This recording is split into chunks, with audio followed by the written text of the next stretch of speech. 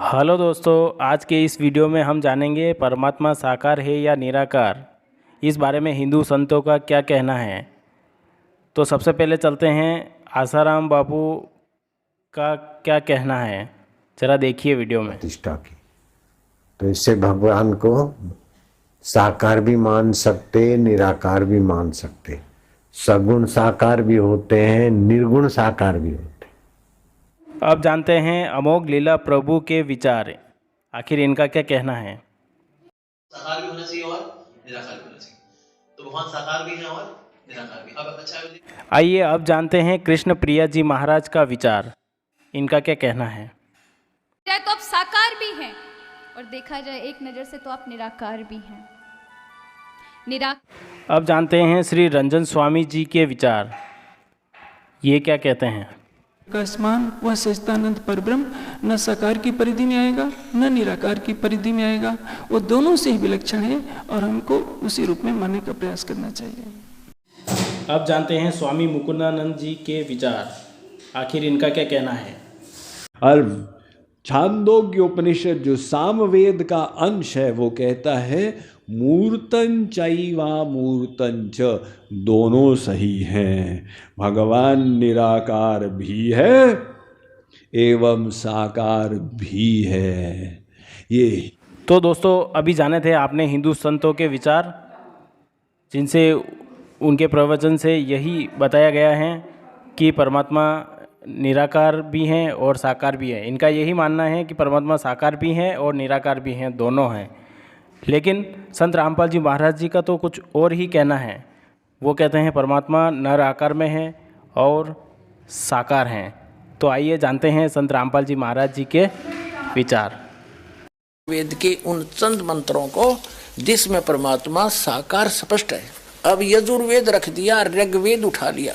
अब ऋग्वेद पर आगे हम देखिएगा। अब वहीं आगे हम ऋग्वेद मंडल नंबर 9 सूक्त 86 का मंत्र नंबर 26 में ये कबीर तो यहाँ है कि यज्ञ करने वाले यजमानों के लिए परमात्मा यानी धार्मिक अनुष्ठान यानी भक्ति करने वाले भक्तों, यजमान माने भक्तों के लिए परमात्मा सब रास्तों को सुगम करता हुआ उनके विघ्नों को मर्दन करता है, नाश करता है, उनके संकटों का निवारण कर देता है, उनको पवित्र करता हुआ और अपने रूप को सरल करता हुआ वह कांति में परमात्मा। यहाँ लिखना था कबीर देव, सर्वज्ञा नहीं करना चाहिए अर्थ। कबीर देव, कबीर देव, कबीर साहब अल्लाहू अकबर विद्युत के समान क्रीड़ा करता हुआ वर्णीय पुरुष यानी अच्छी आत्मा को, अच्छे पुरुष को, अच्छे व्यक्ति को, धर्मात्मा को प्राप्त होता है।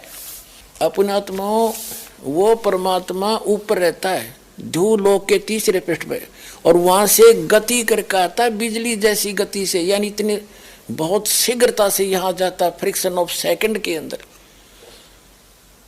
और वो कबीर है, वो कबीर देव है, अल्लाहू अकबर है। वो कहाँ रहता है देखो इसी में। ऋग्वेद मंडल नंबर 9 सूक्त 86 का मंत्र 26 आप पढ़ रहे हैं।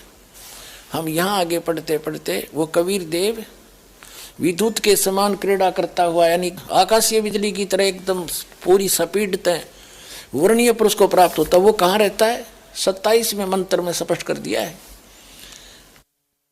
जो परमात्मा ध्रुवलोक के तीसरे पृष्ठ पर विराजमान है, वो तीसरे भाग में रहता है, उस ध्रुवलोक के ऊपर, ध्रुवलोक के। अब और दिखाते हैं आपको वही ऋग्वेद मंडल नंबर 9 और सूक्त 54 यानी चौवन का मंत्र नंबर 3 देखो नीचे। इसमें स्पष्ट किया है कि सूर्य के समान जगत प्रेरक वह परमात्मा सोम स्वभाव वाला और जगत प्रकाशक है। विश्वानी पुनाने वह सब लोकों को पवित्र करता हुआ भुवनो ऊपरी तिष्ठति, सब भुवनों यानी सभी लोकों के ऊपर संपूर्ण ब्रह्मांडों के ऊर्ध्व भाग में भी वर्तमान है, वहाँ पर विराजमान है, बैठा है वो उस भवनों ऊपर, सभी भवनों के, सभी संपूर्ण ब्रह्मांडों के ऊर्ध्व माने ऊपर के भाग में, तिष्ठति माने बैठा है और वहाँ से चलकर आता है।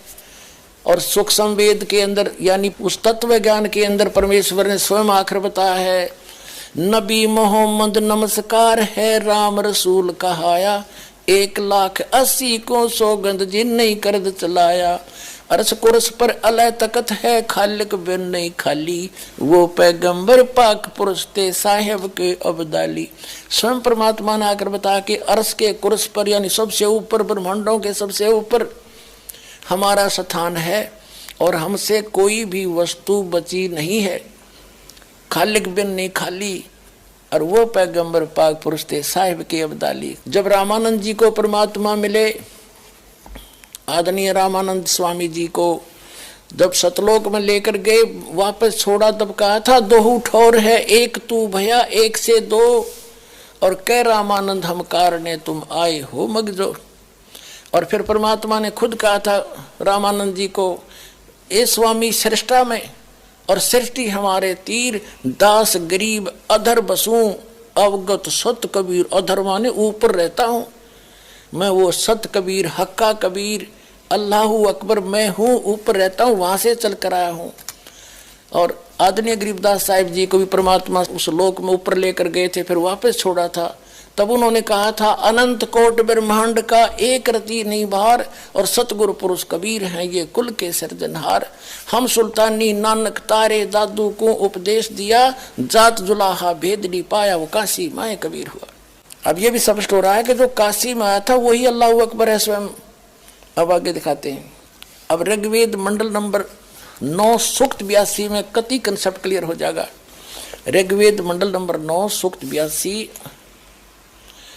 और मंत्र नंबर 1 में क्या कहा है? वह है जो सर्वोत्पादक प्रभु यानी सबकी उत्पत्ति करने वाला, 6 दिन में सृष्टि रच के 7वां दिन तख्त पर बैठने वाला, प्रकाश रूप सद्गुणों की वृष्टि करने वाला, पापों का हरण करने वाला, वह राजे, ये संस्कृत है, इसका अर्थ है राजा के समान। राजा के, ये 269 पृष्ठ पे है राजा के, और इधर देखो 270 पृष्ठ पे, 270 पृष्ठ पे राजा के समान दर्शनीय है, देखने में राजा के समान है, तख्त पर विराजमान है, सिर पर मुकुट है उसके, और वह पृथ्वी आदि लोक लोकांतरों के चारों ओर शब्दमान हो रहा है।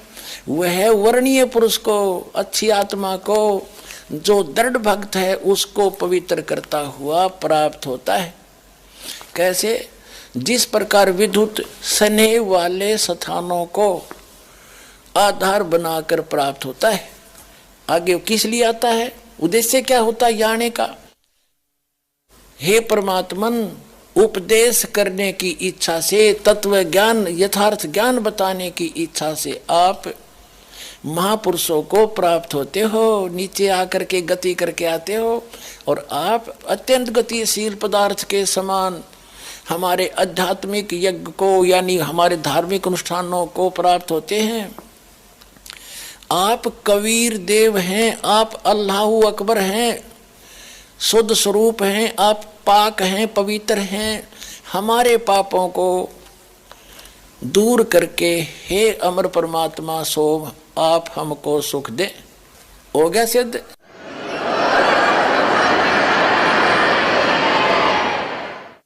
अब 3 पवित्र धर्मों के सदग्रंथों से सिद्ध हो गया कि वो परमात्मा नर आकार है, मनुष्य दृश्य है, और ऊपर के लोक में तख्त के ऊपर विराजमान है, सब ब्रह्मांडों के ऊपरी स्थान पर, और वहां से गति करके सह शरीर आता है, यहाँ तत्व ज्ञान प्रकाश करता है। अब आप देखिए जगत गुरु तत्वदर्शी संत रामपाल जी महाराज जी के मंगल प्रवचन जनतंत्र टीवी चैनल पर प्रतिदिन सुबह 5 बजे से 6 बजे तक। जनतंत्र टीवी चैनल को आप निम्न DTH पर देख सकते हैं।